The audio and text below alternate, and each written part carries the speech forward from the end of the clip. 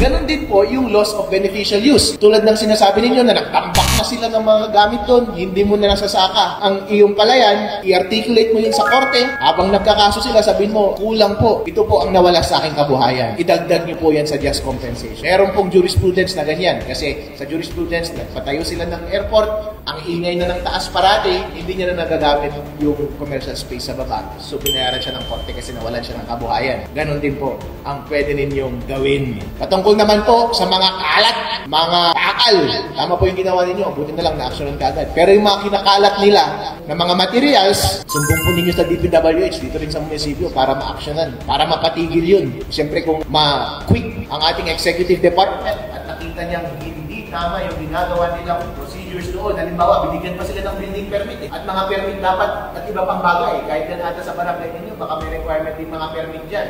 And condition ng mga permit is yung tamang management and disposal ng kanilang waste. Tama po ba? At kapag sinunod yun, meron po kayong executive power, especially executive power ng munisipyo para ipatigil altogether ang kanilang operasyon. Maganda po, sapat po ang kapangyarihan na nasa barangay at nasa munisipyo ang inyong executive powers para mag-exert ng pressure sa ating mga government agencies at contractor. Hindi porket mas mataas ang kanilang ahensya ay sila na ang kumokontrol sa atin. Ang kumokontrol lang po sa atin ay ang batas. Kapag hindi nila sinusunod ang batas, may kakayahan po tayo mag-exert ng pressure sa kanila sa pamamagitan ng pagpapahinto ng kanilang mga gawain until na isaayos nila ang kanilang mga aktibidad. Kaya ganun po ang gawin ninyo. Cancelin nyo po yung permit, gawin nyo po yung executive powers para ipasarado mo na yung activities in the meantime until mag-comply sila.